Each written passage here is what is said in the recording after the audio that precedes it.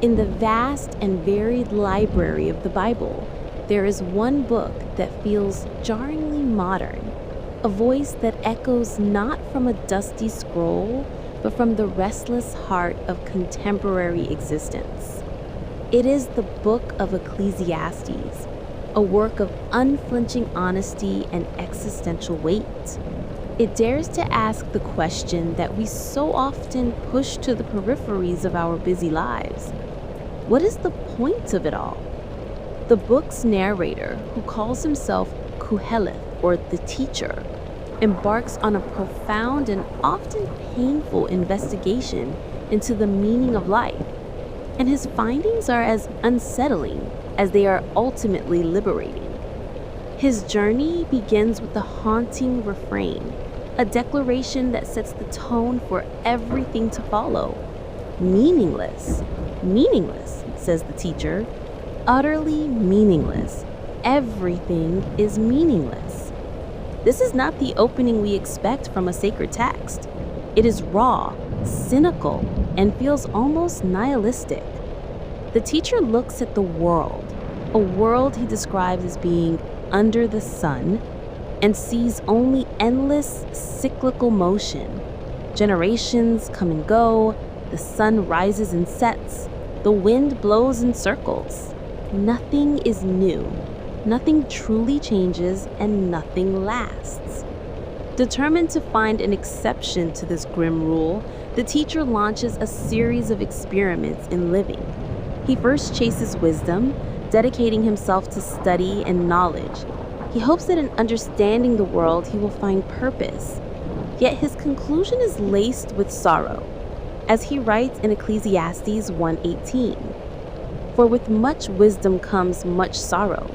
The more knowledge, the more grief. He discovers that seeing the world's brokenness with clarity does not fix it. It only deepens the ache in one's soul. The wise man and the fool, he observes, share the same fate. So he turns to the opposite pursuit, hedonism, indulging in every conceivable delight. He says, I denied myself nothing my eyes desired. I refused my heart no pleasure. He builds magnificent houses, plants lush vineyards, gathers silver and gold, and enjoys the company of many. For a time, it works. He finds joy in his labor. But when the party is over and he stands back to survey his accomplishments, the emptiness returns. In Ecclesiastes 2:11, he delivers a sober verdict. Yet when I surveyed all that my hands had done, and what I had toiled to achieve, everything was meaningless, a chasing after the wind. Nothing was gained under the sun. Peace is fleeting, a mist that vanishes as soon as you try to grasp it. Perhaps then, meaning is found in hard work, in the toil and ambition that drives humanity forward.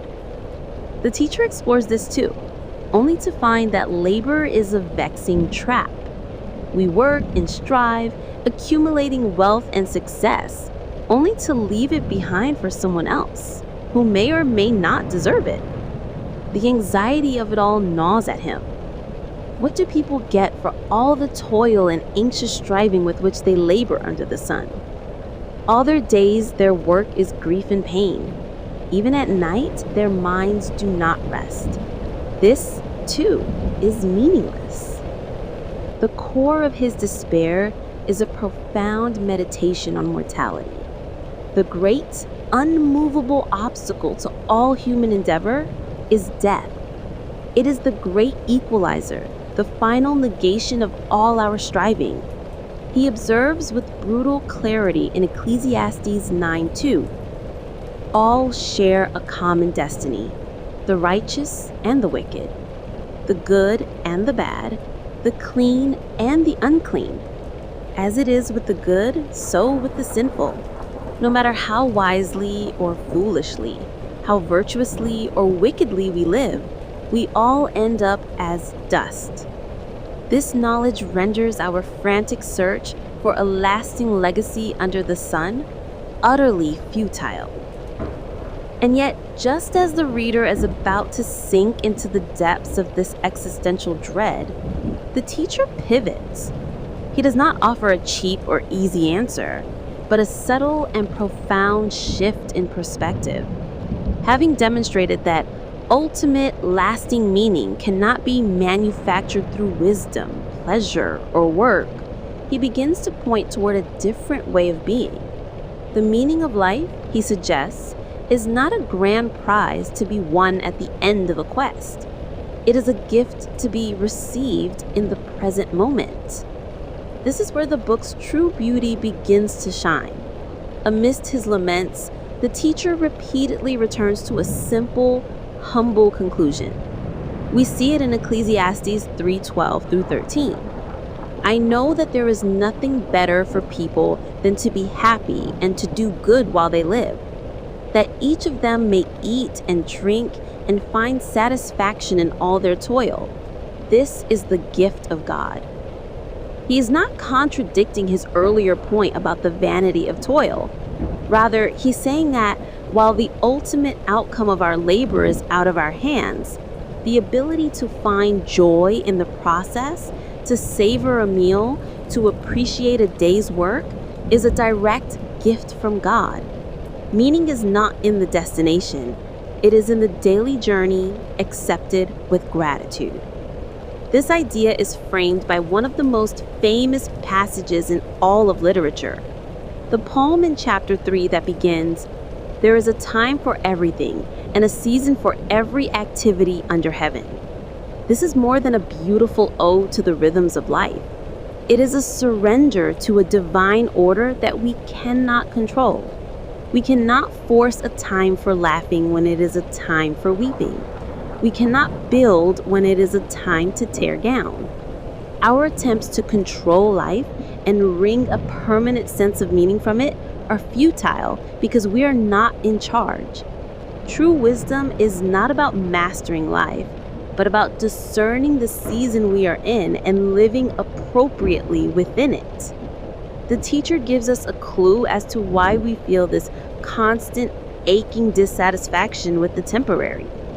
In a moment of stunning insight, he writes in Ecclesiastes 3:11, "He has also set eternity in the human heart, yet no one can fathom what God has done from beginning to end." This is the crux of the human condition. We are finite creatures living in a finite world, yet we have an infinite longing planted within us by our Creator. We chase after the wind because we were made for more than just what is under the sun. Our restlessness is a homing signal, pointing us toward a reality beyond our immediate senses. After this long, meandering, and brutally honest search, the teacher finally arrives at his conclusion. It is simple, direct, and reorients everything that came before it. He says in Ecclesiastes 12:13, "Now all has been heard.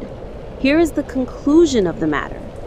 Fear God and keep his commandments, for this is the duty of all mankind."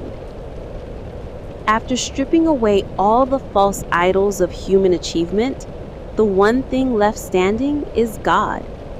The phrase "fear God" does not mean to be terrified of him, but to live with a profound sense of awe, reverence, and submission to his sovereignty.